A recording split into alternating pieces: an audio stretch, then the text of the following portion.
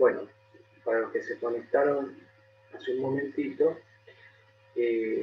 ahí tenemos la potencia, 3,97 por 10 a la menos 3 watts.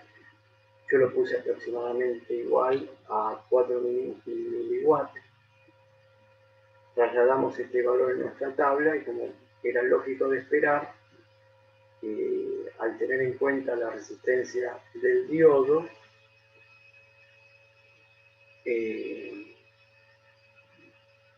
la potencia disipada aumentó, casi a un doble, aumentó casi al doble. Aunque es baja, la potencia, estamos trabajando con valores muy bajos, pero aumentó al doble. Ahora podemos jugar con todos los valores, podemos pensar qué pasa si la tensión umbral es 0. Bueno, si la tensión umbral es 0, vean acá, en esta expresión. Si yo la tensión umbral la desprecio, digo, no la quiero tener en cuenta la tensión umbral. La tensión umbral, entonces esto no va a existir y la potencia va a bajar por debajo de los 4 miliwatts. Y así puedo hacer conjeturas y decir que solamente el diodo puede tener una resistencia interna y desprecio la tensión umbral, o tengo en cuenta solamente la tensión umbral y desprecio la resistencia. ¿Sí? Bueno, hasta este punto este ejercicio se ha entendido. ¿Hay alguno que quiere que repita algo o tiene una duda?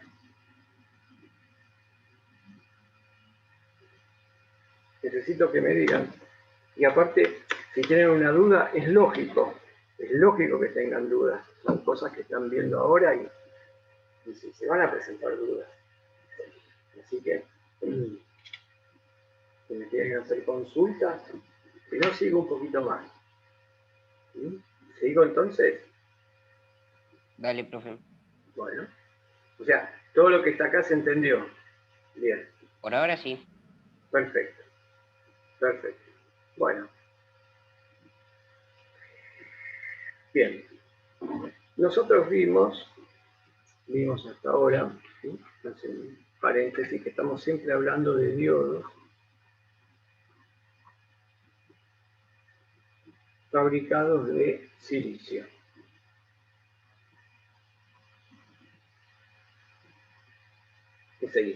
Y sí, porque se fabrican de silicio. Y todos los semiconductores actualmente son de silicio. Pero antes que se impuso el silicio, estaban los diodos de germanio también.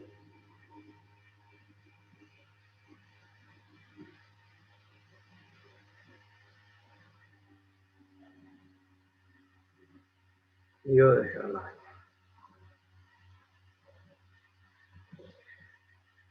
La tensión umbral del diodo de silicio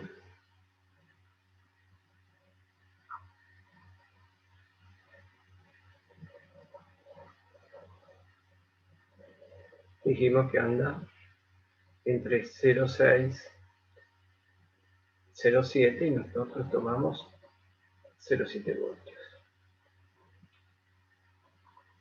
La diferencia con el diodo de germanio es que la tensión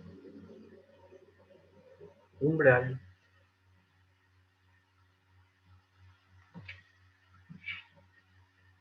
entre 0,2 y 0,3 voltios. Bueno, si nosotros vemos ya esta característica, ok, no hay problema. Internet inestables y bueno, siempre ocurre eso, perderse la conexión. Bueno, vean ustedes, con eso que anoté ahí, ustedes me dicen, el diodo de germanio tiene una tensión umbral de 0,3 voltios, bárbaro, porque es mejor que el silicio, porque prácticamente 0,3 voltios lo tomo como 0 voltios, conduce. Pero bueno, se impuso este, porque miren, entre 0,7 y 0,3 no hay grandes diferencias.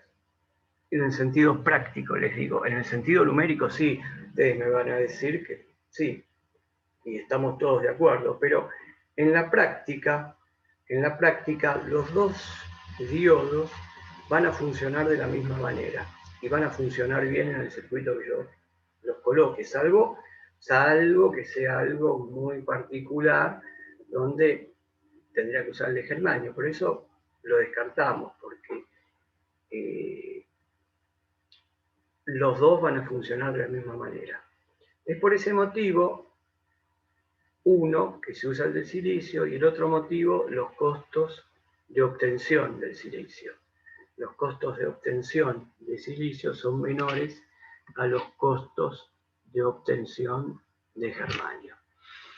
Esa es la diferencia. Antiguamente se fabricaban diodos de silicio, diodos de germanio, transistores de silicio, transistores de germanio. Actualmente podríamos decir que algunos transistores ya es muy difícil encontrar en el mercado. Si uno va a buscar, el transistor es un elemento amplificador. Y si uno va a buscar un transistor de potencia, un transistor para audiofrecuencia, creo que en el mercado ya debe haber muy pocos y muy pocos confiables, ¿no? Por el sistema de fabricación. Pero bueno, no los quiero embarullar. Nosotros teníamos dos tipos de semiconductores y actualmente lo que estamos trabajando, la industria de electrónica, está trabajando con silicio. Bien, entonces, ¿cómo serían las curvas? ¿Se acuerdan que yo les hacía las curvas del diodo? La del silicio y del germanio. Van a ser, yo diría que exactamente las mismas. Lo único que va a cambiar va a ser la posición de la tensión umbral. Entonces, si nosotros venimos acá,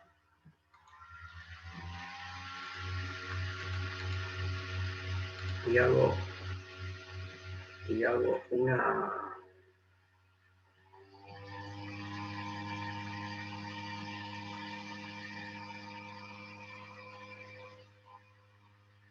disculpen la computadora, pero la tecnología está un poco, la computadora está un poco media desfasada, la tecnología un poco se pone lenta.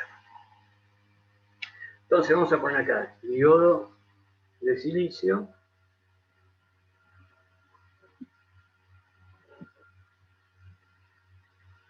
Y cuando me dicen quiero armar, a ver cómo es la curva de un diodo. Y bueno, ustedes saben las curvas del diodo, y acá pongo de germanio.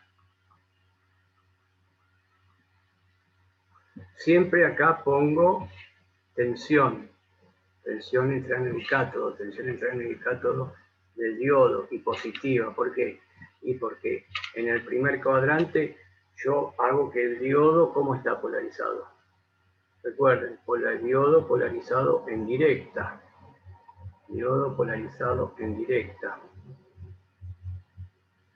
Siempre en el primer cuadrante tengo la curva del diodo cuando está polarizado en directa. Y ¿qué significa polarización? Y poner el positivo acá, en el ánodo. Si acá de este lado siempre tengo el ánodo y de acá tengo el cátodo, y siempre es así, polarizarlo en directa, polarización directa, significa poner el ánodo el positivo.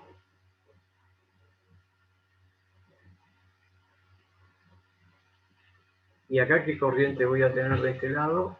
Voy a tener una corriente que va a ir por el diodo. Le pongo I del diodo. I sub D. I del diodo. Entonces, acá yo siempre voy a graficar la corriente del diodo positiva. Por lo tanto, acá voy a tener corriente del diodo negativa. Y de este lado, cuando está polarizado en inversa el diodo, en este cuadrante, menos. Primer cuadrante polarizado en directa. El último cuadrante, el tercer cuadrante polarización inversa. Bueno, diodo de silicio dijimos tensión umbral 0,7. En el de germanio 0,3. ¿Y cuál es la diferencia de uno y otro? Eso.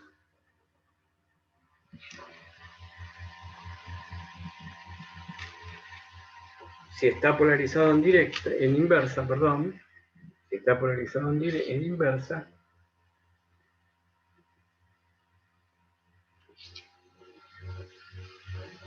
recuerden que cuando está polarizado en inversa, el diodo, hay una corriente de fuga. Y esto sería polarizado en inversa. Polarizado en inversa, hice al ánodo negativo. Polarizado en inversa. Bueno. Entonces, la diferencia está acá. Entre uno y otro. Y las curvas son las mismas. Las curvas son las mismas. Esta es una corriente de fuga. Creo que no lo pusimos, lo vamos a agregar ahora. Y lo que yo tengo acá, después esto lo vamos a ver qué pasa en el diodo. Pero esta que está acá, voy a ponerle un número 1 con un círculo con el número 1. Voy a hacer un llamado acá. 1 y voy a poner corriente inversa en el diodo, corriente de fuga, llamada corriente de fuga,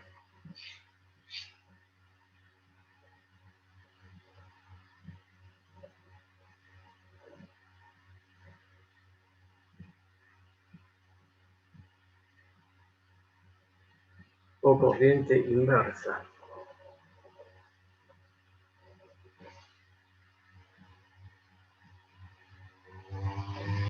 Los dos diodos poseen una corriente inversa y vean hasta dónde yo lo marqué. Acá hice una línea, ¿no? Y todo lo que está a la izquierda de la línea es 1. Y acá voy a hacer un llamado con el número 2. Y ya que en los dos pasa lo mismo, corriente en la número 2, zona denominada de avalancha. ¿Por qué de avalancha? Y porque lo que ocurre, zona denominada de avalancha, lo que ocurre realmente en el diodo es eso, una avalancha de cargas en los extremos.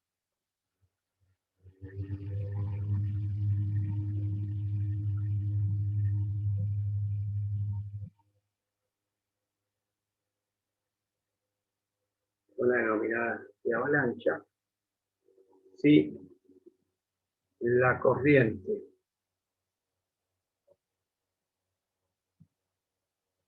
del diodo llega a esta zona, el diodo se destruye.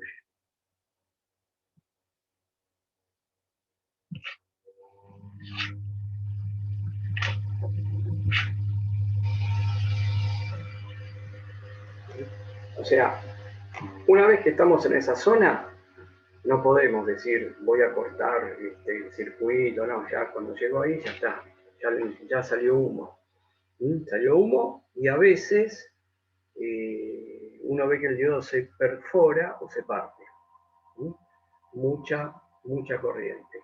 ¿Y qué pasa en esa zona? Lo vamos a ver rápido. Diodo conectado en inversa.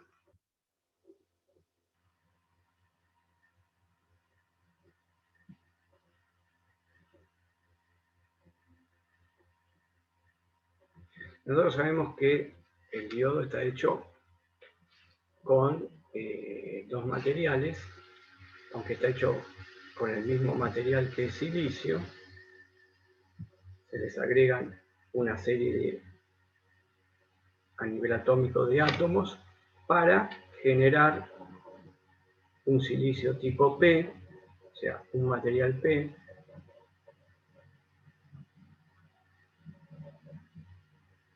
positivo, donde hay exceso de cargas positivas.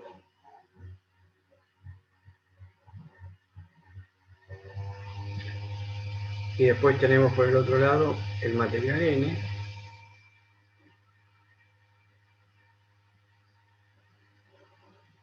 donde el exceso son las cargas negativas, electrones.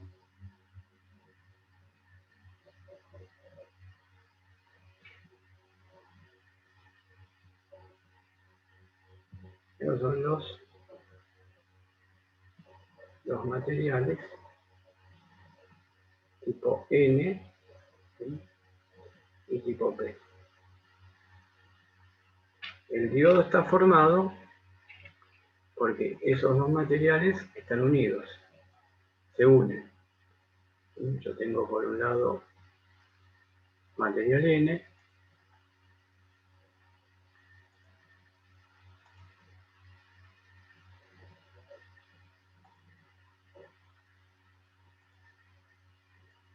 por el otro lado tengo material P, y cuando todo está así tranquilo, pero se unen, recuerden que era lo que pasaba en esta zona, acá se formaba una barrera de potencial.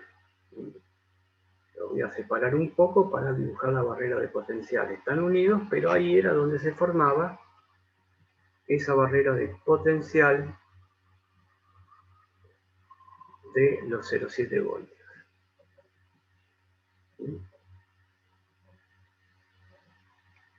¿Y eso por qué? Porque había cargas que pasaban de un lado al otro hasta que se producía una estabilización, porque miren que acá en los extremos de las pastillas, yo no tengo nada conectado. Este es el cátodo, ese es el ánodo, este es material P y este es el material N.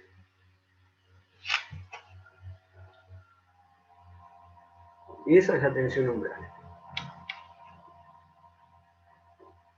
Ahora, ¿qué pasa? Lo voy a polarizar en inversa.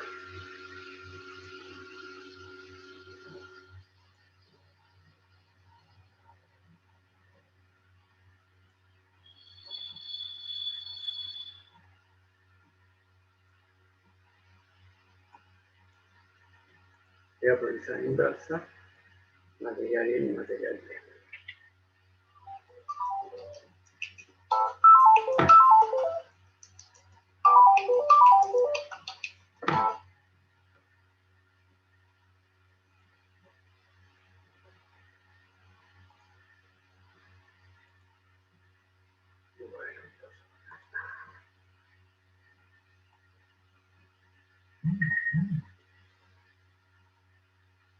Bien. Tengo que hacerlo grande para que se vea. Las dos pastillas son iguales, ¿no? Las dos pastillas son iguales. Yo ahí dibujé de nuevo la zona donde aparece los 0,7 voltios, que es la tensión umbral. Pero ahora, bueno, me quedaron distintas las pastillas, pero son iguales, ¿eh? Esta área es igual a esta área. Ahora lo polarizo en inverso. Acá tengo el ánodo.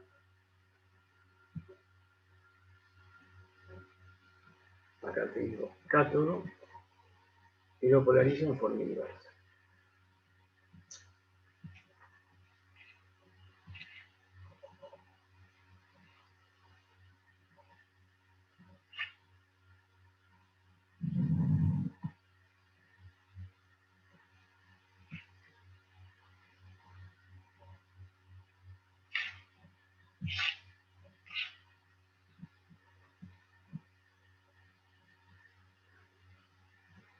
Esta es la tensión que estoy colocando en los extremos de la pastilla. No nos olvidemos de que esta es pastilla P, donde tengo exceso de cargas positivas.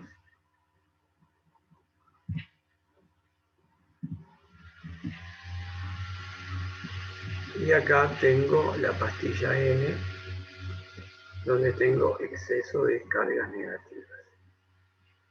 Y acá tengo mis 0,7 voltios. Pero, ¿qué pasa si yo voy a dibujar acá una línea? Y con esta línea quiero decir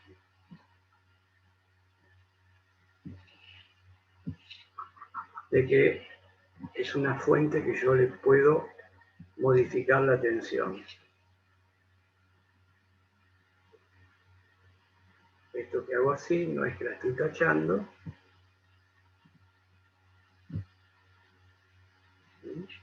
sino que lo que quiero decir fuente de tensión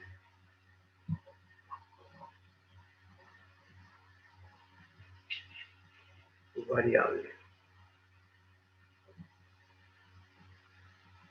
O sea que la puedo llevar desde un valor 0 hasta un valor muy alto.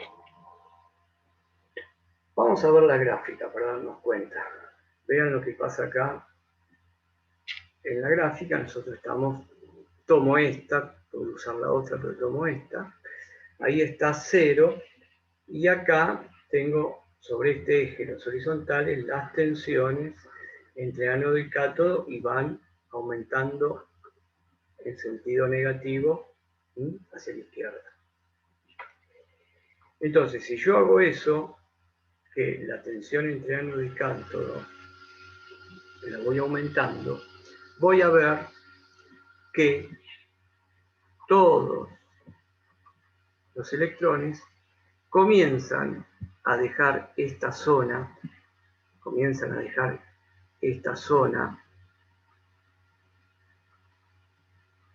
y de este lado todas las cargas positivas comienzan a dejar esta zona. ¿Y qué hacen las cargas positivas? Empiezan a ir hacia el ánodo, porque vean lo que tengo acá, es lógico. Ya tengo el negativo y todas las cargas positivas quieren ir para acá. Y lo mismo va a pasar con las cargas negativas. Tengo el positivo del otro lado. Pero ¿qué pasa? Yo sigo aumentando esto, la tensión. Si sigo aumentando la tensión, veo que cada vez esta zona se va quedando menos con carga. Y acá también va aumentando. ¿Por qué? Porque acá la tensión es cada vez más grande y hay una fracción. Acá se empiezan a juntar muchas cargas positivas. Y de este lado se empiezan a juntar muchas cargas negativas.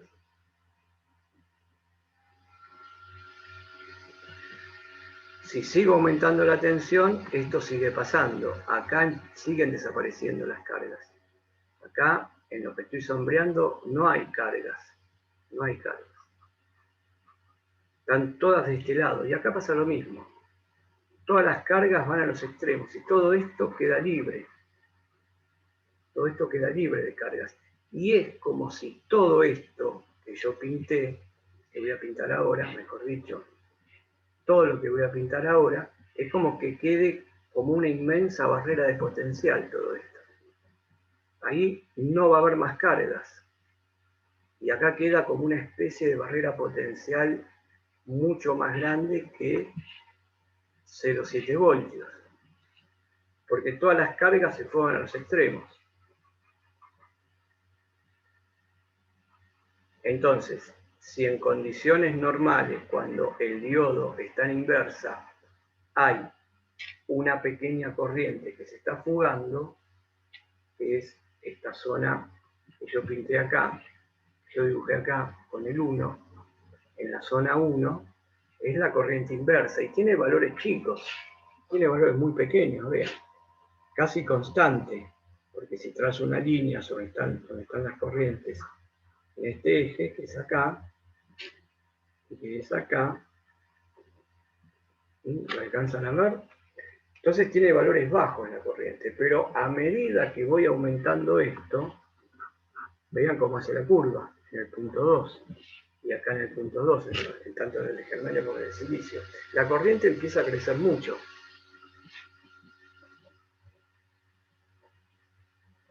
La corriente empieza a crecer mucho, a medida que está aumentando la tensión entre ánodo y cátodo. Pero en la zona 1, la zona 1 se mantiene tranquila. Pero claro, llega un momento, que como estoy dibujando acá, se genera, toda esta zona de acá, se genera una tensión umbral. O sea, acá no hay cargas, en toda esta zona no hay cargas. Todas las cargas están de este lado. Y si yo sigo aumentando la tensión, eso que yo dibujé, esa zona que dibujé sin cargas, va a seguir aumentando. Esto va a seguir aumentando.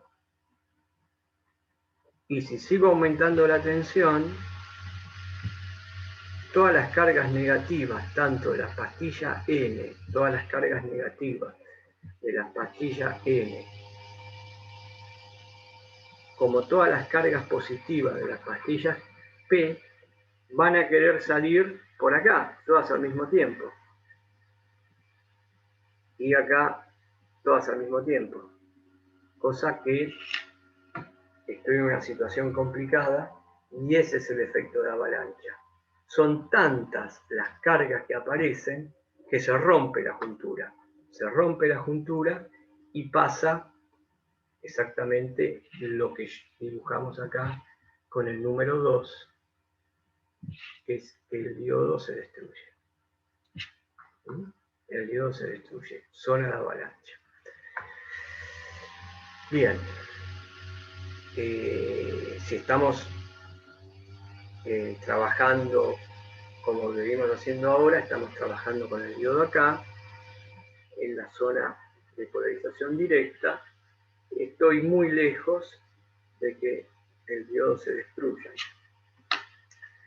Pero cuando a este diodo lo voy a usar para hacer un circuito rectificador, ¿qué es un circuito rectificador? El circuito rectificador es obtener corriente continua. Un rectificador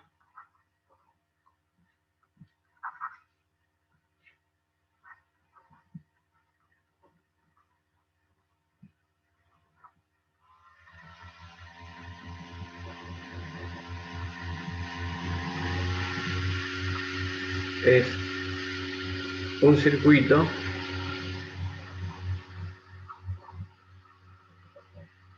que me permite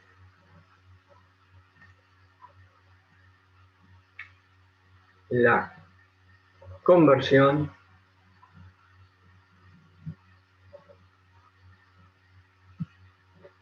de corriente alterna a corriente continua. Entonces, esa característica en inversa es lo que hay que tener presente. Se tiene presente esta tensión en inversa cuando se está trabajando con circuitos rectificadores. Y el circuito rectificador entonces es, por ahora para nosotros,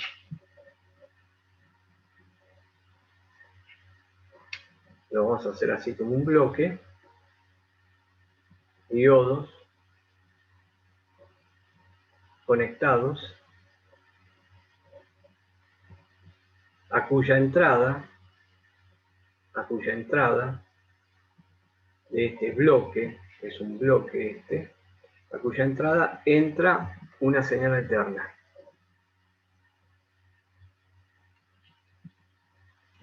Y a la salida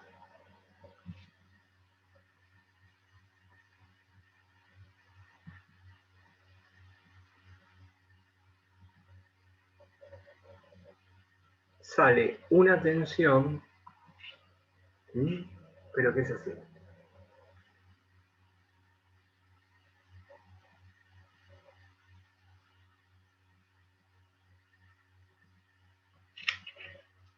Esto que está acá es un circuito.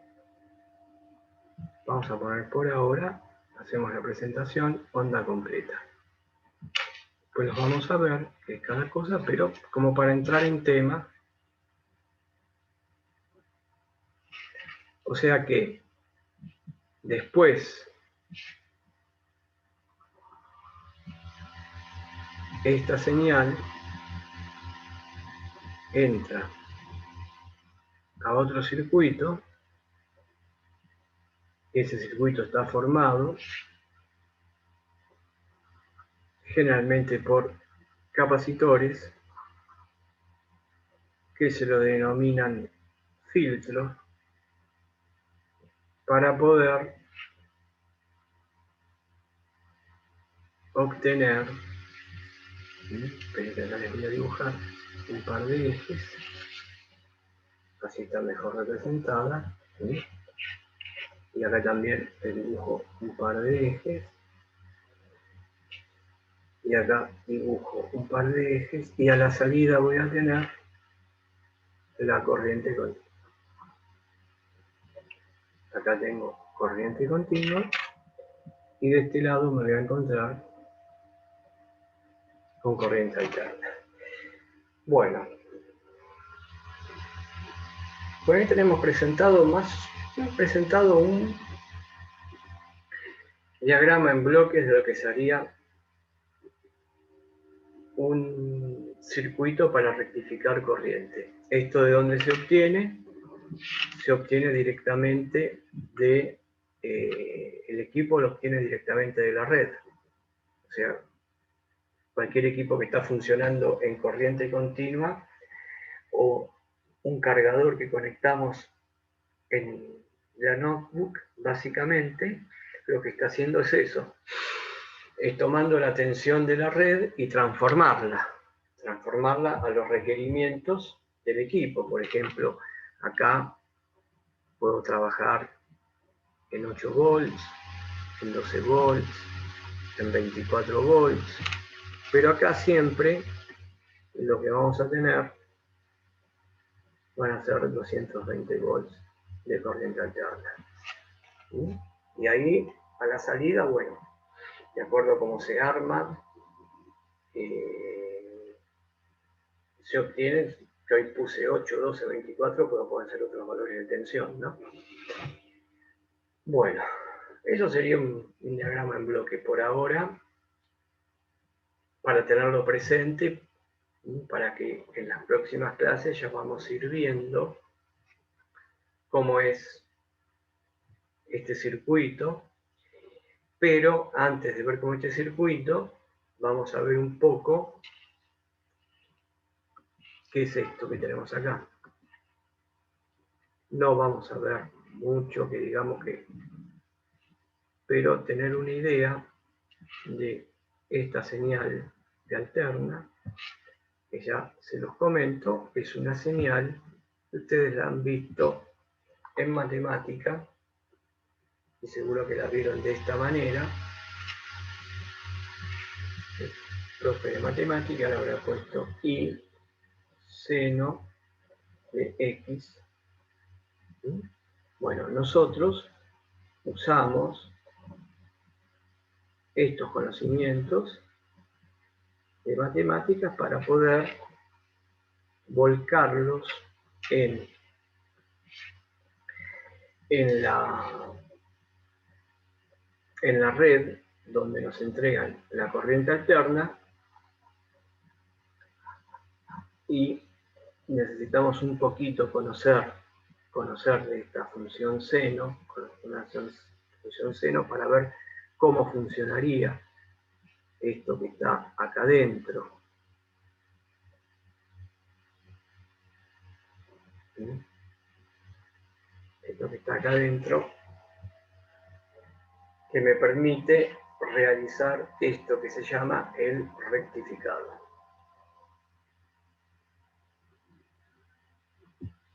O tensión pulsante.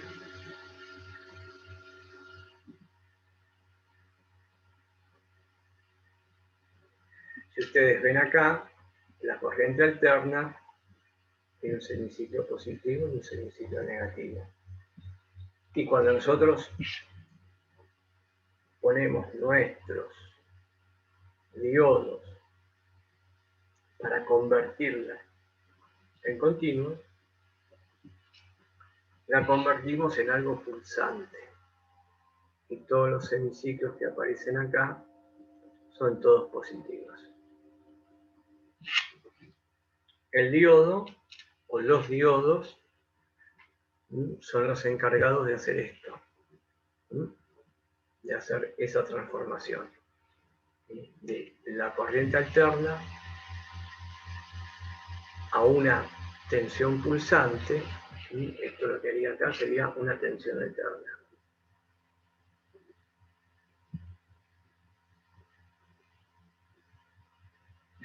Y de este lado, donde está el filtro, es el encargado de que de este lado la tensión sea continua.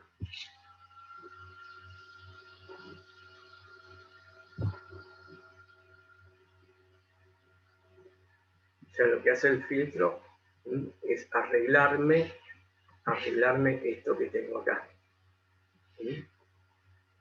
Porque eso que tengo ahí no es corriente continua, sino pulsante.